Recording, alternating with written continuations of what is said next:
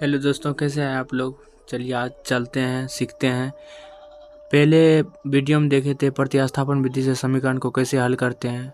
इस वीडियो और उसके बाद देखे थे विलोपन विधि से समीकरण को किस तरह से हल किए थे आसानी तरीक़ा से। अगर आप लोग वो वीडियो नहीं देखे हैं तो वही वीडियो यूट्यूब पे आपको मिल जाएगा, वहाँ से जाकर के आप देख सकते हैं। चलिए इसमें देखिए, इस वीडियो में हम देखने वाले हैं वर्ज गुणन विधि से समीकरण को, किसी भी समीकरण को देखिए यहाँ पे वर्ज गुणन विधि से किसी भी समीकरण को कैसे हल करते हैं। वही है, हम समीकरण यहाँ पे ले चुके हैं। देखिए आपको YouTube पे बहुत सारा वीडियो मिल जाएगा, समझे। इसका व्यापक रूप बोलेगा, ये बोलेगा, वो बोलेगा, ठीक है। वो सब कुछ भी नहीं होता, कुछ भी नहीं पूछता है एग्जाम में। एग्जाम में जो पूछता है वो चलिए यहाँ पे जानते हैं किस तरह से एग्जाम में आपको लिखना है, किस तरह से आपको एग्जाम में देखिए प्रतिस्थापन, विलोपन और वर्ज गुणन विधि, ये तीनों विधि आपको पूछबे करेगा, पूछता ही है। हर एक एग्जाम में पूछता, देखिए मैट्रिक के एग्जाम में तो खास करके पूछता है, और हर एक एग्जाम में आपको ये समीकरण इस तरह से हल करने को बोलेगा। चलिए चलते हैं वीडियो की ओर। सबसे पहले देखिए यहाँ पे हम समीकरण ले चुके हैं। मेरा पहला समीकरण ये हुआ, लेकिन सम A1, B1 और C1 का मान निकालते हैं और A2, B2 और C2 का मान निकालते हैं, तब हमारा ये वर्ज गुणन विधि ये मतलब उस पर हल हो पाता है, ठीक है। इसका फार्मूला भी जानेंगे और फार्मूला इतना चुटकी में आपको हल करवा देंगे, इस तरह से आपको सिखा देंगे कि आप जिंदगी भर याद रख सकते हैं, ठीक है। एक रत्ती आपको याद करने का नौबत भी नहीं आएगा, ये मतलब आपको ये क्वेश्चन बनाते बनाते आपको याद करवा देंगे, ठीक है। चलिए क्वेश्चन की ओर चलते हैं। सबसे पहले देखिए ये समीकरण जो है, ये समीकरण सही अभी नहीं है, क्योंकि क्यों नहीं सही है तो बोलिएगा कि ये सर ये देखिए तो कैसे सही है, कैसे सही नहीं है। ये तो देखिए तो 2x - 3y बराबर इतना दिया, तो ये भी तो समीकरण हुआ। देखिए माने समीकरण हुआ, लेकिन इसमें हमको C1 और C2 का भी वैल्यू मांगता है, तो इसलिए देखिए इसको समीकरण को हम हल करते हैं। तो लिखेंगे प्रश्न से, क्या लिखेंगे, प्रश्न से देखिए तो क्या लिखेंगे, 2x है तो 2x लिख देंगे, ठीक है। उसके बाद देखिए 2x है तो 2x लिख देंगे, उसके बाद माइनस के 3y है तो 3y लिख देंगे, बराबर में 9 है तो 9 लिख देंगे, ठीक है। इस तरह से लिखे थे, ऊपर में था इस तरह से, लेकिन इसको इस तरह से देखिए 2x माइनस के 3y, ये इस साइड प्लस में, बराबर की साइड आएगा तो माइनस में हो जाएगा, बराबर में 0। अब ये समीकरण क्या हुआ, समीकरण 1 हो गया हमारा, समीकरण 1 हो गया, ठीक है। उसके बाद देखिए, उसके बाद हमारा क्या था देख लीजिए, तो पुनः प्रश्न से लिख देंगे, पुनः प्रश्न से। इस तरह से आपको एग्जाम में भी लिखना है, ठीक है। तो पुनः प्रश्न से देखिए दूसरा समीकरण क्या था, तो 4x, इसको डायरेक्ट लिख देंगे 4x प्लस में 3y। देखिए ये 6 जो है बराबर के उस साइड प्लस में, बराबर के इस साइड आएगा तो माइनस में हो जाएगा, तो यानी माइनस के 6 बराबर में 0 हो जाएगा। और ये हमारा समीकरण कितना हो जाएगा, समीकरण 2। तो ये समीकरण 1 हुआ था, ये समीकरण 2 हो जाएगा। चलिए बहुत ही आसान है, आप लोगों को आसानी से समझ में आ जाएगा। चलिए उसके बाद चलते हैं, इसको हल करते हैं। तो सबसे पहले इसका फार्मूला होता है, फार्मूला हम लिखेंगे अभी, आपको समझाएंगे भी, ठीक है। चलिए सबसे पहले देखते हैं, फार्मूला लिखते हैं। इसका फार्मूला क्या होता है, देखिए सबसे पहले एक चीज़ आपको बता दो कि इसका वैल्यू जो है, सबसे पहले A1 क्या है, A2 क्या है, A3 क्या है, ये सब के बारे में कहाँ से लाएंगे हम लोग, तो इस समीकरण से लाएंगे। तो हम देखिए यहाँ पे क्या होगा, पहला समीकरण जो होता है ना, पहला समीकरण यहाँ पे क्या है, पहला समीकरण ये है, तो ये वाला जो है ये क्या हो जाता है, A1, ये वाला B1, ये वाला C1, ठीक है। ये दूसरा समीकरण जो है, देखिए पहला समीकरण वाला में A1 होगा, B1 होगा, C1 होगा, ठीक है। दूसरा समीकरण वाला में A2 होगा, B2 होगा और C2 होगा, ठीक है। पहला समीकरण याद रखिएगा, पहला समीकरण में A1 होगा, B1 होगा, C1 होगा, और दूसरा समीकरण में A2 होगा, B2 होगा, C2 होगा, ठीक है। उसके बाद देखिए इसका वैल्यू लिख लेते हैं। चलिए साइड में हम लिख लेते हैं, साइड में लिख लीजिए A1 कितना है, तो A1 यहाँ पे देख लीजिए, A1 कितना है, A1 देख लीजिए कितना है, A1 है 2, ठीक है। तो B1 कितना है, देख लीजिए B1 कितना है, तो माइनस के 3 है। उसके बाद देखिए C1 कितना है, तो माइनस के 9 है, ठीक है। हम यहाँ पे लिख लिए। उसके बाद देखिए इसको यहीं लिखेंगे। उसके बाद देखिए A2 क्या है, A2 वहाँ पे हम पहले लिख चुके हैं, तो A2 यहाँ पे क्या है, तो 4 है। A2 क्या है, 4 है, ठीक है। उसके बाद देखिए A2 और B2 कितना है, B2 कितना है, तो 3 है, प्लस का 3 है तो 3 लिखते हैं। उसके बाद देखिए C2 कितना है, तो माइनस का 6 होगा, तो माइनस का 6 लिख दिए, ठीक है। चलिए आप लोगों को आसानी से समझ में आ गया होगा। उसके बाद देखिए चलते हैं हम हल करते हैं समीकरण को। तो इसका फार्मूला क्या, तो बोलिएगा सर आप बोले थे फार्मूला, तो चलिए आप चलते हैं फार्मूला की ओर। चलिए सबसे पहले क्या करेंगे, इसका फार्मूला होता है एक्स बटे में बी सी, क्या होता है एक्स बटे में बी सी। आप बोलिएगा सर ये एक्स बटे में बी सी क्या दे रहे हैं। देखिए चलिए हम आपको याद भी करवा देंगे, साथ ही साथ ये समीकरण को भी हल कर देंगे। एक्स बराबर में इतना हुआ, उसके बाद देखिए वाई बराबर में कितना हो जाता है, तो सी ए बराबर में होता है 1/, ए बी, ठीक है, ए बी। आप देखिए अब कुछ भी नहीं करना है आपको, या तो देखिए यहाँ पे क्या करना है, तो 12 अब 21 लिख देना है, 12 21। उसके बाद यहाँ पर भी लिख देना 12, यहाँ पर भी 21 लिख देना है, 12 21। उसके बाद देखिए यहाँ पर भी 12 लिख देना है, उसके बाद 21 लिख देना है, ठीक है।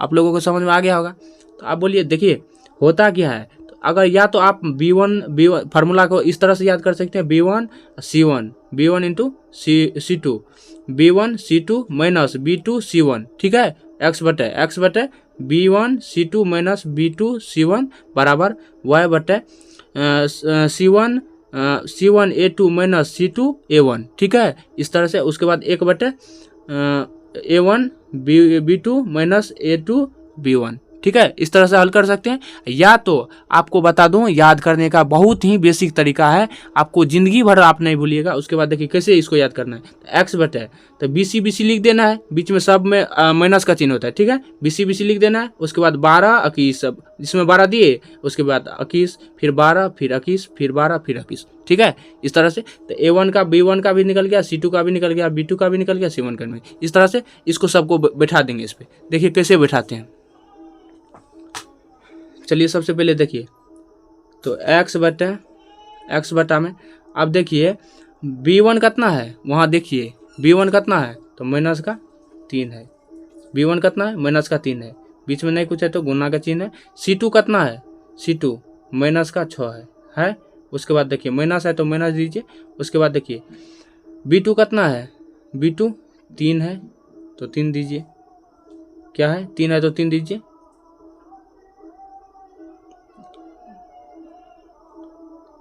उसके बाद देखिए इसमें बीच में गुना है। उसके बाद देखिए माइनस, इसको बंद कर दो। उसके बाद देखिए C1 कितना है, C1 देख लीजिए, C1 है माइनस का 9, ठीक है, इस तरह से कर दीजिए। उसके बराबर में y बटे देखिए C1 कितना है, माइनस का 9। A2 कितना है, C1 देखिए यहाँ पे C1 कितना था, माइनस का 9। उसके बाद A2 कितना है, A2 देख लीजिए 4 है, A2 4 है माइनस। C2 कितना है, C2 है माइनस का 6 गुना C2। A1 कितना है, 2 है, ठीक है। उसके बाद बराबर में 1 बटे, यहाँ पे साइड में नीचे हम लिख देते हैं, ये पता नहीं चलता होगा। उसके बाद देखिए यहाँ पे लिख देते हैं 1 बटे A1 कितना है, तो 2। B2 कितना है, B2 देख लीजिए वहाँ पे B2, A1 तो ये हुआ, B2 कितना हुआ, B2 कितना है, 3 है माइनस। A2 कितना है, A2 4 है गुना B1 कितना है, तो माइनस का 3 है, ठीक है। चलिए उसके बाद चलते हैं इस समीकरण को हल करते हैं। तो एक्स बटा में इसको हल करिएगा तो क्या हो जाएगा, प्लस हो जाएगा, तो 36 के 18 हो जाएगा। फिर देखिए यहाँ पे ये माइनस क्या हो जाएगा, प्लस हो जाएगा, प्लस कितना हो जाएगा, 27 हो जाएगा कि नहीं हो जाएगा। चलिए बराबर में y बटे 9 के 36, तो माइनस का 36 हो जाएगा। उसके बाद देखिए माइनस प्लस हो जाएगा, प्लस 6 दूना 12 हो जाएगा ना। चलिए उसके बाद 1 बटे 2 6 माइनस। उसके बाद देखिए ये माइनस प्लस हो जाएगा नहीं हो जाएगा, ये माइनस क्या हो जाएगा, प्लस हो जाएगा। तो डायरेक्ट कर दिए 4 12 हो जाएगा कि नहीं हो जाएगा। उसके बाद देखिए दोस्तों, चलिए सबसे पहले वीडियो बहुत लंबा हो जाएगा, इसलिए चलिए जल्दी से फास्ट में करते हैं। चलिए एक्स बटे, देखिए इसका मतलब क्या होता है, सबसे पहले इसको जोड़ लीजिए। तो 8 7 15 के 5 2 1 3 1 4 हो जाएगा। कितना हो जाएगा 4, 45 हो जाएगा। बराबर में y बटे ये क्या हो जाएगा y बटे तो 6 में से 2 गया तो 4 हो जाएगा। उसके बाद देखिए 3 में से 1 जाएगा तो 2 हो जाएगा, यानी माइनस का 24 हो जाएगा। बराबर में उसके बाद देखिए 1 बटे 12 6 18। उसके बाद देखिए हमको जब x का भी मान चाहिए और y का भी मान चाहिए, तो इसमें क्या करेंगे, सबसे पहले हम कुछ भी नहीं करेंगे। क्या करेंगे, कुछ भी नहीं करेंगे। तो देखिए एक बात याद रखिएगा, ये x का भी बराबर में 1/18 है और y के बराबर में 1/18 है। ठीक है, तो दोनों के बराबर में एक बार लिख लीजिए। तो x बटे में 45 बराबर में 1/18, तो हमारा x का भी मान आ जाएगा और y का भी मान आ जाएगा। और y बटे माइनस के 24 बराबर में 1/18 कितना हो जाएगा 1/18 हो जाएगा। उसके बाद देखिए इसको क्या करेंगे, कुछ भी नहीं करेंगे, कुछ भी नहीं करेंगे, क्रॉस मल्टीप्लाई कर देंगे। ठीक है, तो इससे इसमें करिएगा तो कितना हो जाएगा, इससे इसमें किए तो 18x हो गया, इससे इसमें किए तो 45 हो गया। ठीक है, उसके बाद देखिए इस वाला में चलते हैं, तो उसको इससे करिएगा तो 18y हो जाएगा बराबर में 24 हो जाएगा, लेकिन माइनस में है। क्या, कौन चीज़ में, तो माइनस में। ठीक है, तो उसके बाद देखिए अगर इसी का x का मान निकालिएगा तो 45/18। ठीक है, 45/18। इसको देखिए कितना से कटेगा, तो यहाँ आप देख लीजिए 3 से कटाइएगा तो 15 तिया 45 और 15 तिया 45 और 6 तिया 18 हो जाएगा। और ये 3 देखिए यहाँ पे, उसके बाद ये 3 से कटाइएगा तो 3 दूना के 6 3 5 15, यानी जो उसके बाद देखिए यहाँ पे कितना आ गया 5/2 आ गया। इसका मान कितना आ गया 5/2। उसके बाद देखिए y बराबर में, अगर इसीलिए y का मान निकालेंगे तो क्या हो जाएगा माइनस के 24/18 हो जाएगा। 3 से कटाइएगा तो कितना हो जाएगा, 3 से कटेगा 6, 3 से कटेगा तो 8 तिया के कितना हो जाएगा, 8 तिया के 24 और 6 तिया के 18। इसको जो 2 से काटिएगा तो 2 तिया 6 और 4 दूना के 8 हो जाएगा। तो इसका क्या हो जाएगा, तो माइनस का 4/3 हो जाएगा कि नहीं हो जाएगा। तो देखिए हमारा x का भी मान आ गया। देखिए x का मान आपको समीकरण जिस तरह से लीजिएगा उस तरह से आपका x का भी मान आ जाएगा, y का भी मान आ जाएगा। आप समीकरण अगर दूसरा समीकरण लीजिएगा तो आपका x का मान ये बट्टा में नहीं आकर के कुछ और आ सकता है। ठीक है, तो 2 आ सकता है, इस तरह से 3 आ सकता है, y का मान 2 आ सकता है, 3 आ सकता है, 1 आ सकता है, 0 आ सकता है। ठीक है, इस तरह से आ सकता है। तो चलिए सबसे पहले क्या करते हैं इसको, तो x का मान कितना आ गया, इसीलिए x बराबर x का मान कितना आ गया, तो 5/x बराबर में 5/2 और इसीलिए y बराबर में कितना आ गया माइनस का 4/3 आ गया। ठीक है, तो यहीं का क्या हो गया, मेरा आंसर हो गया। ठीक है, चलिए मिलते हैं नेक्स्ट वीडियो में, तब तक के लिए जय।